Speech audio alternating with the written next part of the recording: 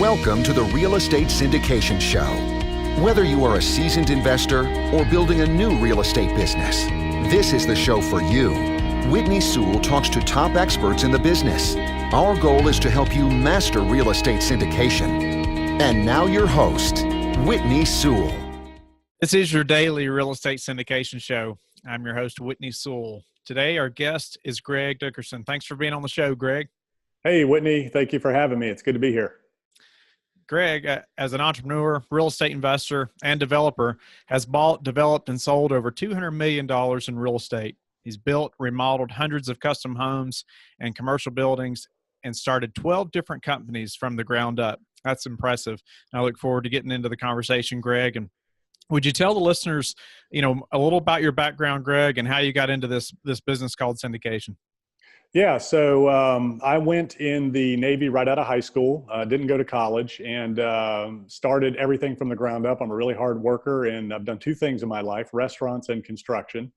And I started my career as a builder. I was working in a restaurant prior to going in the Navy, and there was a guy doing an addition on the restaurant, and he asked me to, come clean up after him one day, and I did, and I'm a hard worker, and he liked me, and, so I started following him around and helping him on other projects and kind of learning the business.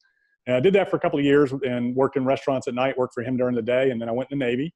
And after the Navy, I got out and worked a number of construction jobs during the day, worked in restaurants at night, ended up getting into management in restaurants. So I learned, business that way. And I was doing different projects for different people in construction and kind of had my own little business on the side all along the way until I moved to the Outer Banks in 1997. And that's when I started my first company that really did anything of any significance. And started out with just me, my truck and tools, doing handyman projects. My first year, I did $250,000. 7 years later, we were a $30 million company, one of the largest building companies down there. And that was 0405, and sold everything off and, kind of took a step back and started outsourcing, real estate from that point on. So I kind of learned it all from the ground up the hard way. I had no mentors. I did have a couple of developers from the Northern Virginia area that owned property on the Outer Banks that I did some deals with, which was my first taste of syndication. A little bit different, because the syndication that I do and have done in my career has been more of a development from the development side versus the buy and hold side. So I'm not really one to buy and hold. I like to develop and sell. That's kind of been my business model my entire career. And so that's kind of how I learned it and got to the business, just starting out as a builder. Great. I got many questions, just from what you talked about, but, it's neat to hear the story though, about how, your hard work paid off, right? And initially, you talked about how you were doing these different jobs and you're working really hard, and that other person seen that you're a hard worker, right? And kind of took you under their wing, right? Yeah, exactly. And that's kind of me. I'm that way. I got that from my dad, a real strong work ethic. He went into the Navy right out of high school as well, worked his way up and retired as an officer. He went in and enlisted, came out as an officer, which is very difficult. They don't even do that anymore. So I just had a really good work ethic, and I'm a seeker of wisdom. I like to learn. So I didn't go to college, but I am self-educated, and I read a ton of books, my iPhone and my iPod back in the day, and my cassette tapes and then CDs. Never had music. It was always books. So even today, I don't have one song on my iPhone. It's all books on audiobooks. So I constantly pour into myself. I constantly try to improve myself. I'm a eager learner. I try to learn everything I can, and try to, the collective wisdom of the group. I try to use that, to guide myself, and it's worked well and served me well over the years. But really, more than anything else, a lot of people along the way, I was always, I guess, a natural born leader. I kind of learned it from my dad everywhere I've been. And even in the Navy, I was always chosen as a leader, section leader in the Navy, leader in sports. And I've always, I've been self-employed since 1997. So, I've just always had that bent for leadership. And that's one of the things that I've really done, is poured into myself from a leadership standpoint and develop myself as a leader. And then I develop other leaders around me, which, the other thing you said, starting all the different companies, what I enjoy doing is pouring into others. I enjoy taking everything that I've learned, everything that I've experienced, the good and the bad, and using that to help others succeed and avoid the mistakes I made and the pitfalls I made, and do what I did much faster. So that's really me. I'm a leader, delegator, motivator. I like to find and create opportunities. I like to help individuals find their talents and take their talents, their God-given talents, and and bring them out and reach their full potential that they were put on this earth to do. And that's when you really, I think, have reached it, is when you can find untapped potential in individuals, help them realize their God-given talents, their full potential, and just watch them grow and flourish. And to me, that's exciting. So what's your most recommended book, and maybe a book that you're reading right now? Gosh, there's so many. So probably the first books that really opened my eyes and my mind to business and to the philosophies that I have today. Obviously, the first one was Rich Dad, Poor Dad, that opened my mind to, how to use a business for cash flow to do other things. And that's kind of where my construction company came in. I use that as cash flow to do development deals and to use as equity in development deals. And then there was Think and Grow Rich by Napoleon Hill, which talks about burning desire and, collective wisdom, things like that. The Power of Positive Thinking, Norman Vincent Peale. So those were the three cornerstones of my initial beginnings of my entrepreneurial journey. And there's a couple other books along the way, but as far as a leadership management philosophy, The 1 Minute Manager is by far the best management book out there. There's a number of books in the series. And, when I work with people in my companies and other companies, the first thing I do is I get them to read the first 3 books in the series of The 1 Minute Manager. And then I teach them how to use that philosophy and how to employ it in their businesses and in their lives. And that's where I've been able to really create, quick success in a lot of companies. And that's really the one thing that I've really been able to do. My gift and my talent is, again, unlocking that untapped potential and helping people reach their full potential quickly and grow companies quickly. So that's kind of what I'm good at, which is a lot like a development deal, right? So, those are the 3 main ones. I'm reading a really good book right now by Harry Edelson. And Harry was a guy that was on Wall Street, one of the most quoted individuals on Wall Street at one time. It's called Positivity, and it's how to lead a happy, fulfilled life, and how he's done it over his 30, 40-year career on Wall Street. And this is a guy that's taken 12 companies, created 12 unicorns, which is a company that's either valued at or sold for $1 billion as a venture capitalist. And he's working on his 13th right now in his 80s. So really, really neat guy, Harry Edelson. If you get some time, look that guy up, check out his book, Positivity. He's got some really great philosophies about life, how to be happy, and, choosing the right mindset, throughout your life. So what could you walk us through some of the differences in maybe the type of syndications, that you're doing versus, the typical apartment syndication deal, as far as you're doing developments? What are some different things we need to know if we were going to do a development syndication as opposed to, the typical apartment deal? Yeah. So, mine are exit strategy syndications, with a short timeline on them. So typically, with most people understand syndication to mean you're grouping investors together and combining equity with debt. It's either institutional or, commercial debt of some sort. Some people syndicate the debt as well. So really what syndication is grouping individuals together to create, a deal, taking different resources, whether it's cash, intellectual capital, sweat equity, whatever, putting those things together to get a deal done. So for me, what that looked like in my business was usually myself and, most deals, it was only one individual. I very rarely combined more than one individual. I think a couple of deals in my career, I probably had 2 or 3 people in them, but usually I try to do one individual per deal because they're development deals. They're complicated. They have a long, time frame. Well, not long, but a couple, 2, 3 years sometimes to get in and get out of some commercial, development deals. So I'll try to have one investor that I put in on deals, and typically they'll put up the capital. I'll do everything else, and whether it's cash or whether it's bank debt, whatever that is. Early on in my career, I would, do a lot of deals myself, and I would do commercial bank debt. I'd had a really good credit rating, with the company and everything. So, I've always had a really good line of credit and the ability to borrow the money to do the deals. So some deals I would do myself. The bigger deals I would bring partners in, and I would let them provide the capital and the debt. Sometimes I'd sign on it with them. But I try to do everything now in my career post 2009, non-recourse. And if I do a joint venture, I don't sign on the debt. I find the deal, I find the opportunities, I manage everything. I provide the intellectual capital and sweat equity and syndication deals. So I let everybody else put up the capital and, secure the debt. As far as the on the development side, what are some really maybe the most difficult part of the development side that we wouldn't normally encounter, in an apartment syndication? So getting it out of the ground is very difficult these days in a lot of different markets. It just takes a lot of time. So it's going to take you, and depending on the financing you use. So a lot of people are using the Freddie Mac, Fannie Mae development loans, which are great. They're 40-year, non-recourse, very good interest rates. You can also get the rehab loans as well, but they're very difficult and time consuming. So they want a lot of paperwork. You got to spend a lot of money up front. I mean, you got to have complete plan specs, engineering approvals, things like that before they'll do that deal. So you have to spend $200,000 to $300,000 on a 200 to 300 unit of multifamily deal to get that approved, through the agency loans, and so that's really the main thing when you're looking at doing a development from the ground up. Is you just need to make sure that you've got patient capital and that you understand it's going to be 2 to 3 years. And right now, construction costs have really gone up in the last 2 to 3 years, probably 20% in the last 2 to 3 years. So that's something that you got to think about and make sure that you're getting your land at the right price.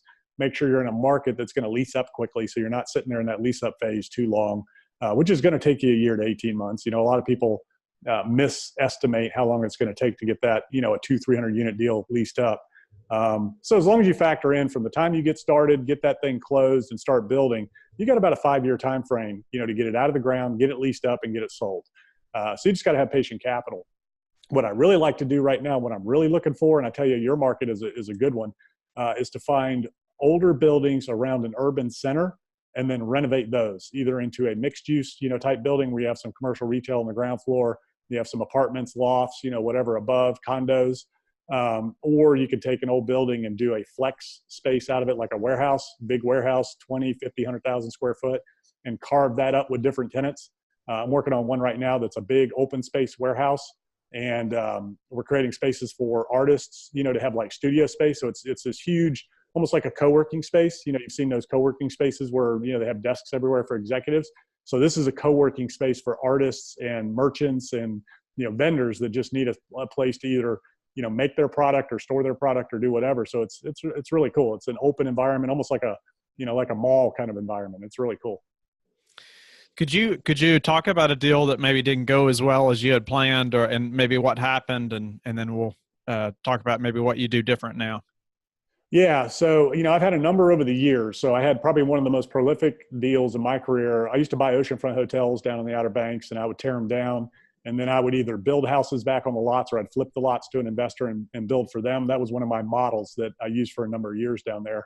Oceanfront and off the ocean, tearing something down, redeveloping. And I do that in this area, in these markets as well, infill development, commercial and residential. So I had one deal where I had bought the property down the Outer Banks. It was a 6-lot oceanfront property, had a little hotel on it that had been destroyed by Hurricane Isabel. And they'd been down there a long time. They didn't want to rebuild, so they wanted to sell. So it had 6 oceanfront lots and 2 across the street on the semi-oceanfront side. And so that was one of the deals that I had 2 other partners in. And we had all 3 gone in together, and we contracted to purchase that property for $4 million. It was probably worth $6 million once the hotel was tore down. And this was 2002, 2003. So the market was really going nuts. And the week that we were supposed to close, word had gotten out what we were doing. And the sellers of the property tried to kick us out of the deal and sell the property to somebody else, offering them $2 million more than what we were going to pay. So they had people banging down their door offering $6 million when they had a contract with us for $4 million. So the week that we were supposed to close, we had a little delay in the financing, and we just needed another week. And they said, no, we're not going to sell to you. We're going to sell to these guys. And they tried to yank the carpet out from under us. And so we went ahead and sued them. It took 2 years. We won hands down. They went through 3 attorneys trying to delay and just, hoping one of us would die or we'd give up or quit or whatever. But it took 2 years, cost us about $250,000, and we ended up closing on the deal and moving forward with it from that standpoint. And, timing is a really interesting thing, right? So when we go into a deal, we have this timeline and we have these goals. A lot of times we think, man, if I don't get this done, it's just not going to work. And usually what I've found out is, deals will happen in their own time. Opportunities will be created in their own time. And sometimes things happen when they're better for us when we don't even realize it, right? Especially if you have a strong faith, you realize there's really nothing up to us in this world. We get up and we do our thing. There's gonna be a lot of stuff out of our control. So you kind of roll with it. And it really worked out to where 2 years down the road was actually a better time for us to have done that deal than at the existing time. So even though it all went south And it was a big it was my first time I'd ever been in court. It was a jury trial. It was really, stressful and intense. And, but as I started going through the process, I learned a ton about how those types of things work. And it really prepared me for future conversations and deals, moving down the road in the commercial world, because, these types of things are very common in the commercial world. Real estate litigation is not uncommon, and it's, factored into the deal in a lot of cases, especially when you're syndicating, so it was really interesting. But that was a bad deal that ended up good, and, ended up better than I thought 2 years down the road. So what do you do going forward to make sure that doesn't happen again? Well, the mistake I think that we made, or me, I was heading that deal up, was what I didn't do is I didn't go to the closing table with the funds and say, okay, let's close. What I did was I just stopped and went and filed a lawsuit. So I would have probably, now looking back, I think, just go to the closing table. If there's anybody's making any threats, everybody wants to lawyer up now, and everybody's talking about a lawyer. There's always a way to resolve things. Make sure your contracts are ironclad. So what helped me in my career and in that situation, and I had another situation a couple of years down the road, same kind of deal, where I had to sue somebody for what's called specific performance, where they try to back out of a contract. I save all my emails. I document all my communication. I'm very thorough, very organized. And I make sure my contracts are all done by attorneys, which, again, an attorney's opinion is only as good as his opinion, right? So it still has to stand up in court. So I understand how those things work now and what they're going to do. So I make sure that, whenever we draft a contract for anything, we make sure that we take all of those things into account, and make sure that we're very thorough in our paperwork. We're very, full disclosure up front. And, if there's ever a situation where somebody says, well, I'm not going to do this deal, just go to the closing table, see it through, and then see where the cards lay. So that's really it. Making sure that I dot my I's, cross my T's. I save all my communication. I document everything, and I do what I say I'm going to do, and I tell the truth. So that really helps when you're going through a court case like that. I gave a deposition 2 years before we ever went to court, where they sit you down and they grill you and they ask you all kinds of questions. Then they get you on the stand and they try to trip you up and get you to contradict yourself. If you're honest and you tell the truth and you document everything, they're not going to be able to trip you up. So that's really helped me in my business career. I'm very, I do what I say I'm going to do. I'm very thorough. I'm very diligent. And I make sure that, I document everything, and I have the right contracts in place, drafted by attorneys. I don't do anything myself. It's great advice. I appreciate that. And, I'd like to get into about how you grew your first business from 250,000 to 30 million.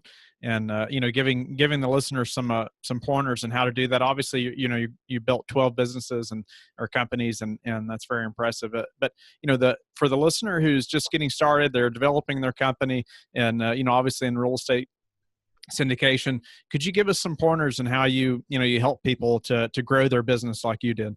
Yeah, it was really interesting. It just kind of happened along the way. And I got into equity capital, venture capital, along the way with my real estate investments and development company. But the way I did it was, again, I started from the ground up, just me, myself, my truck, tools, doing what I could do myself. Then I hired somebody to work with me in the field. And literally I was doing all the sales, all the estimating, all the bookkeeping. So my first hire was another carpenter in the field to help me on the jobs, because I'm not that good with my hands. I'm a good trim carpenter. That's about it.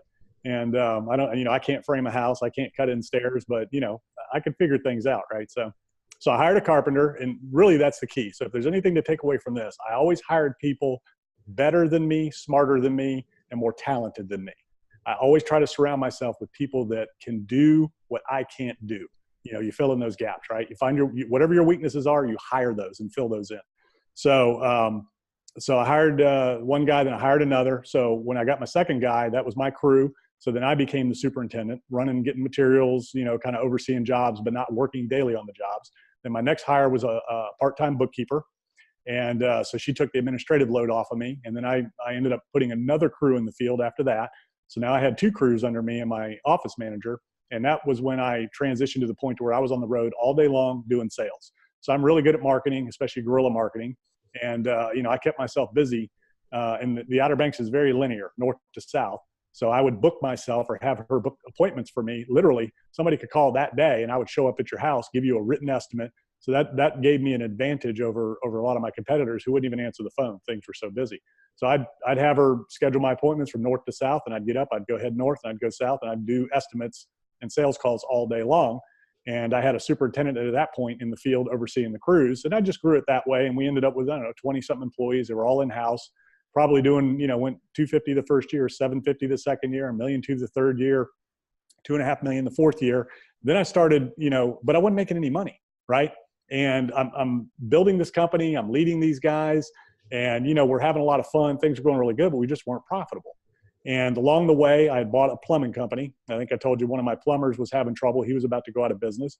So, I bought him, bought his company, put 6 trucks on the road.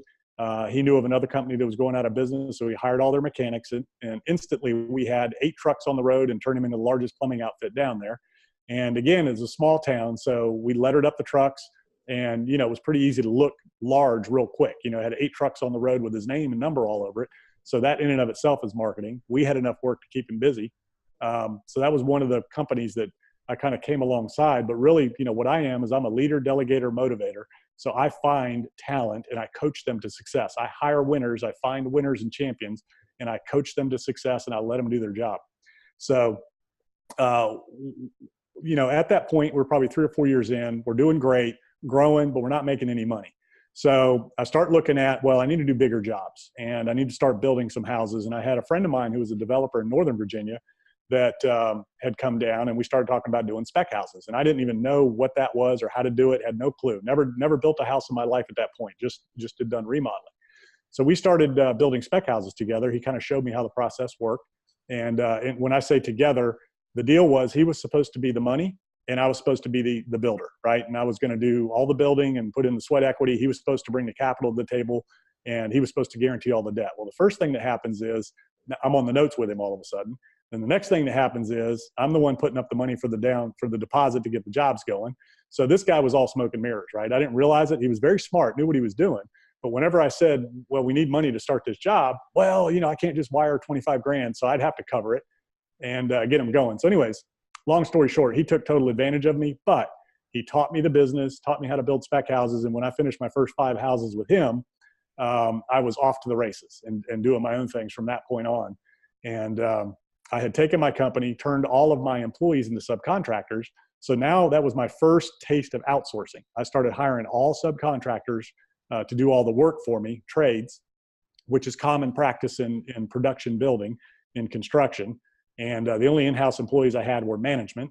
And I did have a warranty punch guy on staff. And we still had about 20 employees at our peak, but they were all, executive level. I had a chief financial officer, president, vice president of construction in charge of 6 superintendents in the field. They had assistants, and we had a design department. So we had about 20 people, $1 million a year overhead, but we were doing $30 million a year in revenues, and we were making really good money. So it was a lot of fun, but the way I've done it over the years with the different companies were people saw what I had done with my company. It was a small town, so it was easy to kind of see, and I was on a lot of boards and, kind of high profile. Involved in the community and doing different things. And our company supported a lot of the, pretty much every cause down there, especially youth activities and church and, community boards, education foundation, things like that. So people would come to me and say, man, how did you do what you did? Because it seemed like, and it always seems like, my story sounds great, right? 200 million bucks and 12 companies and all that. It seems like it's overnight, but really, that's a lifetime, journey. Right. And more specifically, that's the last 21 years. But that's a lifetime of everything that came together to do all that. But whenever you're somewhere and you do something and all of a sudden, bam, everybody thinks it's just overnight. So people would come to me and they would say, hey, man, how did you do this? I've got this idea. I had a guy selling me pools and spas, and we were buying about 30 or 40 of them a year. And he said, look, I'd like to start my own business.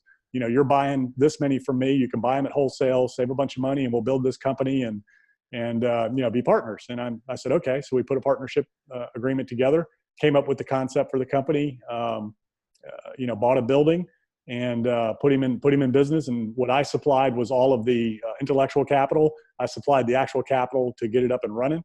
And I was his largest customer until he got out there and landed some more accounts. And then, I don't know, about 5 years later, I sold the whole thing back to him. And that company is still down there, running strong today. And so is the plumbing company and a few other businesses that I did along the way. So that's kind of really how it worked, is there's people kind of saw what I did and came to me asking for help or advice or joint venture, to come alongside them and help them build a company. So That's kind of how I did that. Some we started from scratch, and some were already in business at a very small level, and we just blew them up, kind of like I did my own company. So Greg, that leads right into, if somebody comes to you and says, how do I get started in this syndication business, Greg, or what do I do to get started? What's your, just 30-second answer, to help somebody just initially to get started? Well, first and foremost, know what you're doing. So you got to get educated. You got to know the business, whatever it is, whether it's multifamily, commercial, development, whatever it is you're going to do, you need to know your business, which means you need to know your numbers and you need to know your market. And I say start small, start local, start somewhere that you can understand, learn the market, learn the economics of the deals, and know the business and have a plan. So the last thing you want to do is go to somebody and just say, hey, I want to start buying apartment buildings. Will you invest? Well, the first thing they're going to ask is where, what property, what are you going to do? So you want to have once you're educated and you know what you want, know what you're doing, and know where your market is, then you need to have a plan. What are you going to buy? What is that going to look like? What do the economics of that deal look like? How much capital do you need? Then the second question the investor is going to ask you is, okay, I give you $100,000. Where's it going to go? Like literally, where are you going to put it? What bank account? What's the name on the account? Where's the money going to go? What's it going to be used for? And then the third question they're going to ask is, well, how do I get my money back? And then after that, the fourth question is usually, so what's my downside? What's the worst thing that can happen? Can I lose my money? So you really need to be prepared. You really need to find somebody who's doing what you want to do. And really one of the easiest ways to get started, what I always tell everybody is go do a deal with somebody else. So if you have some capital, joint venture with Whitney or somebody like that or me and do a deal with us and learn from us by putting your capital in the deal. That's a really great way to get started. That's how I built all my companies so fast. I went and hired the best people I could find that were already professionals at building houses. And I brought them, from a competitor, brought them into my company, and boom, we grew very quickly. So same thing in syndication. If you want to get started and you really don't know a lot about the business, partner with somebody who's in the business that knows what they're doing. And you can do that in a number of ways. You can do it by finding a deal and finding a good opportunity and bringing that to somebody like Whitney and say, I have this great deal, but I don't have any money or experience. You'll come right alongside with them and work that deal with them. If you've got capital, same thing. You go to somebody like a Whitney, hey, I've got this capital. I'd like to do some deals. And you start doing it that way. The third way to do it is go raise money with others. But again, you really need to know what you're doing, have a plan, find a sponsor to partner with so that you can use their business plan and their operations to help pitch to your investors. So there's three ways really to get started. But the biggest thing is if you want to do this yourself and you want to build a business yourself, you've got to know what you're doing. You've got to know the business. You have to know the market. And you have to know the numbers. What would you say is the number one thing that's contributed to your success? Being a learner, a seeker of wisdom, knowing that all I know is what I know and that I don't know what I don't know. And, again, I'm one of, so I guess if I have a superpower or a gift from God, it would probably be the ability to delegate. So I'm not one of those people that has to control everything and be on every little thing. Now I watch the big picture and I do watch the details, but when I bring a professional on board or partner with somebody that's a professional, I let them do their thing. The last thing I'm going to do is come in and do their job for them or, try to tell them what to do if they know what they're doing already.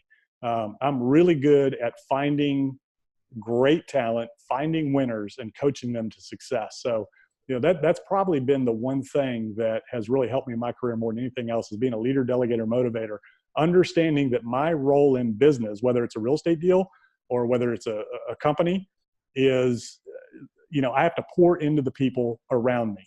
I have to develop the people. I always take that corporate structure of the CEO on top and everybody underneath them and I flip that upside down. And as a CEO, or as a deal sponsor, our job is to serve everybody else in that deal or that organization. We have to give everybody the tools, training, systems, and support to be successful, but more importantly, clear direction and know in certain terms exactly what's expected and when. We have to measure that performance and then hold them accountable. And that goes through to anything, whether it's a deal, whether it's a company, whether it's your own organization, even in our own lives, right, with ourselves. So having that understanding of my job is to serve others. My job is to help others be successful and achieve their ultimate goal and coach them to success. I mean, that's probably it more than anything else. Before we have to go, tell us something you're excited about right now in your business. I'm really excited about the opportunities, on the horizon with interest rates rising and things like that. I think there's going to be some unique opportunities out there. I am recently transitioning into really 100% outsourcing everything. So I'm hiring general contractors to work for me on my projects. I'm not building anymore. I've kind of transitioned away from that. I'm 51 now, and I've had a building company my whole career. So now I'm leveraging the talents of others so that I can free myself up to do what I do best, which is find deals and help other people succeed. So I'm really excited about some of the people that I'm working with in their companies and coaching them and helping them take their company to the next level. I've got one guy that's got a software company for real estate investors that I'm working with, and it's really exciting watching what he's doing. I've got a few other people that I'm working with that I'm helping with some deals and transactions. I do some development consulting where people have some projects and need some help with it. So I've just got a number of things, but what's really cool is for the first time in my career, everything is completely outsourced. So I don't have that day-to-day burden of, making sure that this building company is running and operating and having to deal with those issues on a daily basis. Now I can do what I really love to do, which is find opportunities, create opportunity, unlock the value, whether it's in the individual or the deal, and bring out the highest and best value of that project or that individual and what they're doing. So that's what I'm excited about. And Greg, tell the listeners how they can get in touch with you and learn more about your business. Yeah, so my website, gregdickerson.com, all my contact info is on there. It's greg@gregdickerson.com is my email. 434-326-3903 is my mobile number. And yeah, feel free to reach out. I love looking at deals, opportunities, talking to people about their business and open to joint ventures, whatever I can do to help. And, it's gregdickerson.com. Everything's on there, and feel free to reach out anytime. Greg, thank you so much. You've been a great guest. I appreciate your time and appreciate the listeners being with us today. I hope you'll reach out to Greg, and I hope you'll join us on our Facebook group where we can all learn from experts like Greg and other guests on the show. I hope you'll go to LifeBridge Capital where you can connect with me and schedule a call, and look forward to connecting with you soon. We will talk to the listeners tomorrow. Thank you for listening to the Real Estate Syndication Show, brought to you by LifeBridge Capital. LifeBridge Capital works with investors nationwide to invest in real estate, while also donating 50% of its profits to assist parents who are committing to adoption. LifeBridge Capital, making a difference, one investor and one child at a time. Connect online at www.lifebridgecapital.com for free material and videos to further your success.